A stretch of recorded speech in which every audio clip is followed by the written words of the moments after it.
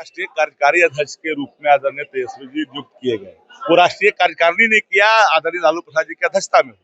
राजनीतिक विषयों पर भी चर्चा हुई, संवैधानिक संस्थाओं के दुरुपयोग पर भी चर्चा हुई, जो बिहार में चुनाव के फलाफल आए उस पर भी चर्चा हुई, और उन्हें पूरी छूट दी गई है संगठन को सशक्त और मजबूत करने की। देश भर में एक राष्ट्रीय पहचान पार्टी को मिले। हम भाई 10 में 22 पर थे, हमने एक नई छलांग लगाई है। यहाँ तो 1,90,00,000 वोट ला करके एक बड़ा लकीर खींचा तेजस्वी। निश्चित तौर पर राष्ट्रीय जनता दल के कार्यकारी अध्यक्ष बनाए जाने के लिए तेजस्वी यादव जी को बहुत बधाई है, और पार्टी का जो निर्णय है इससे पार्टी आने वाले कल भविष्य में पार्टी बहुत ऊंचाइयों पे जाएगी और बिहार से बाहर भी पार्टी का विस्तार होगा। रोहिणी यादव ने उनको बधाई भी दी है, लेकिन साथ ही कठपुतली भी कहा उनको। हम लोग अभी तो बैठक के भीतर ही हैं। आप इंटरव्यू जब ले रहे हैं तो हमने अभी यह कहीं अध्ययन नहीं किया है, देखा कि क्या सोशल मीडिया पर उन्होंने पोस्ट किया। अभी हम लोगों ने देखा नहीं है। अगर ऐसा होगा तो जरूर हम लोग पार्टी के स्तर पे अध्ययन करेंगे और जैसा जरूरत होगा फिर हम लोग सूचित करेंगे। क्या लगता है कि रोहिणी की वापसी फिर से हो सकती है आरजेडी में? अभी वो पार्टी में ही है, पार्टी से अब उनका अभी कोई निष्कासन नहीं हुआ है, लेकिन पार्टी की जो राय है वह इस तरह की राय पार्टी फोरम पे ही रखा जाना चाहिए। कोई जरूरी नहीं है कि हर बात सार्वजनिक तरीके से किया जाए। मुख्यमंत्री जी अभी चल रहे हैं लगातार यात्रा कर रहे हैं। यात्रा, उनकी यात्रा कहाँ है? वो तो पर्यटन कर रहे हैं ना, घूम रहे हैं। मीडिया से तो कहीं बात उनकी हो नहीं रही है, पुलिस वाले खदेड़ देते हैं आप लोग को। आम जनता से उनका कोई सरोकार और संवाद है नहीं, तो वो घूम फिर करके वो केवल पर्यटन करने गए हैं, टूरिस्ट के तौर पे बिहार घूम रहे हैं, और उनको आत्मचिंतन या आत्ममंथन यात्रा का नाम रखना चाहिए। कांग्रेस में जो दिल्ली में बैठक हुई है उसमें यह पूछा गया था कि क्या आरजेडी के साथ आगे चलना है या नहीं, तो जो जीते हुए विधायक हैं उनका कहना था कि आरजेडी के साथ आगे चलना संभव नहीं है। इसको किस रूप में देखते हैं? देखिए, कांग्रेस के कौन लोग, बड़ी पार्टी है और उनके छोटे बड़े नेता बयान देते रहते हैं, और उस बयान का पार्टी की तरफ से कोई महत्व नहीं रखता, राष्ट्रीय जनता दल की तरफ से, जब तक कि उनके राष्ट्रीय अध्यक्ष खड़गे साहब या उनके विधायक लोकसभा के नेता राहुल गांधी जी जैसे वरिष्ठ नेताओं का बयान ना आए तब तक इसका कोई मतलब नहीं है, और इस तरह के बयान का कोई अर्थ नहीं। देखिए, आज श्री तेजस्वी यादव जी राष्ट्रीय जनता दल के राष्ट्रीय कार्यकारी अध्यक्ष सर्वसम्मति से बने हैं। देश के जो राजनीतिक हालात हैं, जिस तरह संविधान लोकतंत्र खतरे में है, जिस तरह से जनतंत्र में तंत्र जीत रहा है, जनता की हार हो रही है, वोट चोरी हो रहा है, ये सब के खिलाफ श्री तेजस्वी यादव जी पूरे देश में इस सरकार के खिलाफ, जब तक इस सरकार को नहीं उखाड़ फेंक देंगे तब तक चैन से नहीं बैठेंगे। ये संकल्प लिया गया। हमारे लिए गर्व का विषय है, खुशी का विषय है कि सबसे युवा राष्ट्रीय कार्यकारी अध्यक्ष राष्ट्रीय जनता दल ने देश को दिया। रोहिणी ने ये सब चीजों पर बात। अरे आज राष्ट्रीय कार्यकारिणी की बैठक थी। उस बैठक में समाज के अंतिम लोग, अंतिम व्यक्ति, अंतिम समाज को समाज की मुख्य धारा में लाने का जो सामाजिक न्याय की लड़ाई हमारे परम आदरणीय लालू जी के द्वारा लड़ी जा रही थी, आज उनके आशीर्वाद से प्रतिपक्ष के नेता आदरणीय तेजस्वी जी को राष्ट्रीय कार्यकारी अध्यक्ष के रूप में आशीर्वाद प्राप्त हुआ है। हमें पूर्ण विश्वास है जो संपूर्ण देश में राष्ट्रीय जनता दल पार्टी का विस्तार होगा और नए तेवर के साथ तेजस्वी जी के नेतृत्व में समाज के अंतिम पायदान के हक हुकूक की लड़ाई को धार मिलेगी। रोहिणी ने बधाई भी दी है, लेकिन साथ ही संजय राउत पर फिर हमला किया। अरे यार, इस पर हमको नहीं जाना है। हमको जाना है जो समाज के अंतिम व्यक्ति की लड़ाई शुरू से ही लालू प्रसाद यादव जी ने लड़ने का कार्य किया है।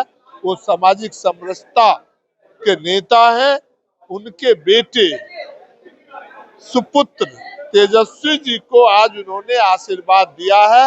मुझे पूर्ण विश्वास है जो सामाजिक और समानता, आर्थिक असमानता को दूर करने में हमारे नेता कारगर साबित हो। रोहिणी क्यों बार-बार इस पर हमारा नो कमेंट। बिल्कुल, आज राष्ट्रीय जनता दल में एक नई युग की शुरुआत और एक नई गाथा जो है आज से लिखी जाएगी। और आप सबने देखा है कि अभी जस्ट चुनाव खत्म हुआ है और 1 करोड़ 90 लाख जनता का प्यार, साथ, समर्थन जो है हमारी पार्टी और हमारे नेता के साथ तो है ही है। लेकिन आज तेजस्वी यादव जी राष्ट्रीय कार्यकारिणी के अध्यक्ष चुने गए हैं तो निश्चित रूप से एक अलग उत्साह, एक अलग हर्षोल्लास और एक अलग ऊर्जा के साथ पार्टी का एक आज से एक दिन शुरुआत होगी। और आने वाले समय में हमारी पार्टी संगठन जो है तेजस्वी यादव जी के नेतृत्व में और मजबूती के साथ काम करेगी। जदयू के प्रवक्ता है नीरज कुमार, उन्होंने कहा है कि अब लालू जी बिल्कुल अब निष्क्रिय हो गए। अब देखिए, जदयू के प्रवक्ता है ना, वो भी कुर्सी पे बैठ के दिन भर टपट टपट टपट करते हैं। वो तो खुद ही निष्क्रियता का परिचय देते रहते हैं। उनको क्षेत्र में भ्रमण करने के लिए बोलिए, आज तक मैंने उनको कभी क्षेत्र में घूमते हुए नहीं देखा। एक ही जगह बैठते हैं और एक ही जगह वो बोलते हैं।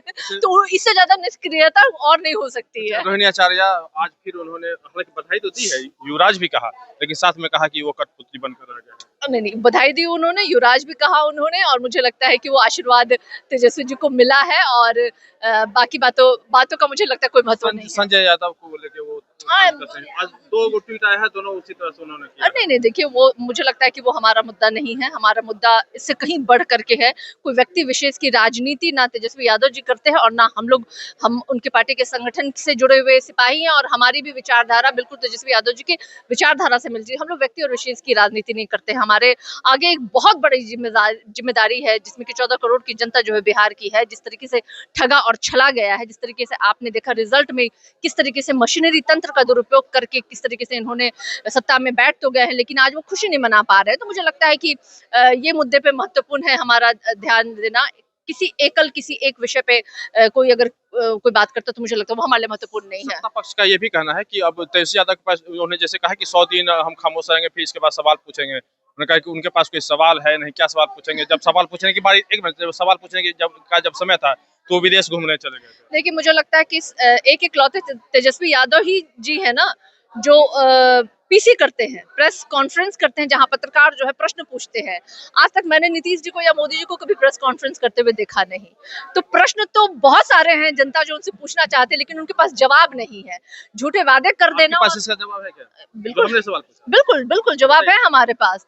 हम तो भाई, हमारे पास बहुत सारे प्रश्न हैं। हमारे प्रश्न है युवाओं से जुड़े हुए। जो प्रश्न उन्होंने कहा था कि भाई आप सत्ता पर जो सवाल जो कह रहा है कि वो विदेश चले गए थे, जिसमें जनता के सवाल उनको पूछने चाहिए। मतलब नहीं जाए विदेश, हम विदेश ना जाए, हम शादी ना करें, हम घर परिवार ना देखें। जिनका परिवार नहीं है तो उनको समझ में नहीं आता होगा, लेकिन दुनियादारी, पारिवारिक जिम्मेदारियां भी महत्वपूर्ण है। और एक चुनाव पूरी आपने देखा कि जो जीत करके आए हैं, उन जो सत्ता में बैठे हैं, उनकी जिम्मेदारी बनती है जनता के प्रति। तो वो दिन भर तेजस्वी जी कहाँ हैं, तेजस्वी जी क्या खा रहे हैं, तेजस्वी जी क्या पहन रहे हैं, तेजस्वी और क्या कर रहे हैं, इतना ही नहीं, वो तो ये भी कह दे रहे हैं कि बिहार में जो हो रहा है अच्छा या बुरा तेजस्वी जी के ही कारण हो रहा है। अब इसमें मैं अगर कटाक्ष कर दूंगी तो इनको बुरा लग जाएगा, मिर्ची लग जाएगी। तो मुझे लगता है ऐसे अभद्र प्रश्न पूछने से इनको बचना चाहिए, वरना सेम रिप्लाई करने में हम लोग भी बड़े स्मार्ट है भाई। चलिए ठीक, क्या कहेंगे, आज तेजस्वी यादव जी को एक बड़ी जिम्मेदारी मिली। देखिए, तेजस्वी जी जिस तरह से बिहार की जनता और जनता के हितों के लिए काम करते रहे और जिस तरह से बिहार विधानसभा के चुनाव में स्वीकार्यता मिली, 1 करोड़ 90 लाख महागठबंधन को वोट मिला, ये हमारे प्रति जनता का विश्वास और समर्थन है। और तेजस्वी जी के साथ बिहार की जनता खड़ी रही।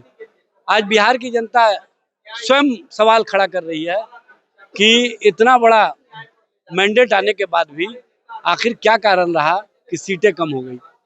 जो मशीनरी मैनेजमेंट है, जो चुनाव आयोग को माध्यम बनाया गया, जो सत्तारूढ़ दल ने खेल खेला, वो स्पष्ट रूप से सामने आ गया है।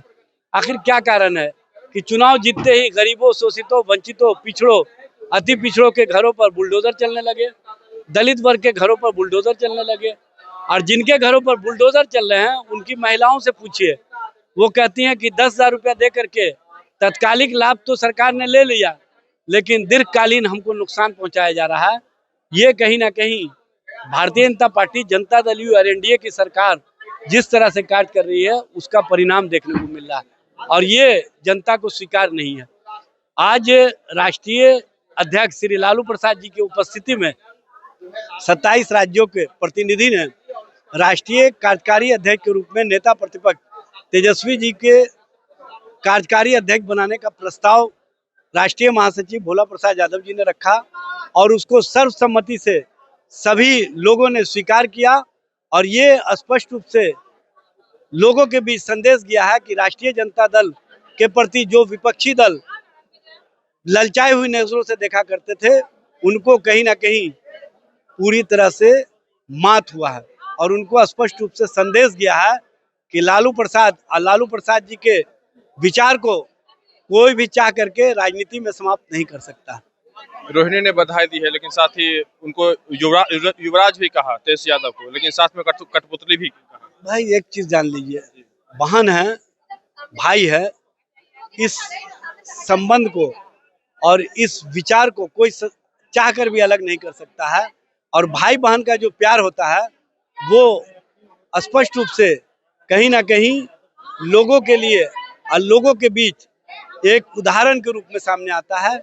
और ऐसे उदाहरण हमेशा मिलते रहेंगे आपको, जब पिता पुत्र का संबंध और आशीर्वाद, जब लालू जी को और लालू जी के प्रति परिवार के सभी सदस्यों का एक सोच है, तो उसी सोच को तेजस्वी जी आगे बढ़ाने का काम। यादव पे लगातार वो हमला। देखिए, ये सब मामला परिवार का है, परिवार के लोग स्पष्ट रूप से समझ लेंगे।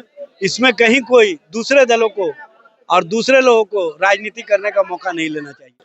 बिल्कुल, आज हमारे राष्ट्रीय अध्यक्ष आदरणीय लालू प्रसाद यादव जी, युवा नेतृत्वकर्ता, बिहार के भविष्य आदरणीय तेजस्वी प्रसाद यादव जी को राष्ट्रीय कार्यकारी अध्यक्ष बनाए हैं। सबसे पहले तो हम अपने नेता आदरणीय तेजस्वी प्रसाद यादव जी को बहुत बहुत बधाई देते हैं। और यह बिहार के लिए ही नहीं, पूरे देश के लिए और राष्ट्रीय जनता दल संगठन के लिए एक नई शुरुआत है। शुरू से हमारे नेता आदरणीय तेजस्वी प्रसाद यादव जी लगातार, चाहे वो सड़क हो, सदन हो, जनता के मुद्दों को उठाने का काम करते रहे, जन सरोकार के मुद्दों को उठाने का काम करते रहे और उसके लिए लगातार वो संघर्ष करते रहे। आज उनको एक संगठन में बड़ी जवाबदेही और जिम्मेवारी दी गई है और हम समझते हैं उसका निर्वहन वो बखूबी करेंगे। राष्ट्रीय जनता दल, आपको पता होगा कि पहले भी राष्ट्रीय पार्टी थी और अब हम समझते हैं कि हमारे नेता आदरणीय तेजस्वी प्रसाद यादव जी के नेतृत्व में दूसरे राज्यों में भी हमारा संगठन जो है काफी मजबूत होगा और वहां भी हमारी भागीदारी बढ़ेगी। इसी आशा और सोच के साथ एक बार फिर से हम अपने युवा नेतृत्वकर्ता आदरणीय नेता आदरणीय तेजस्वी प्रसाद यादव जी को बहुत बहुत बधाई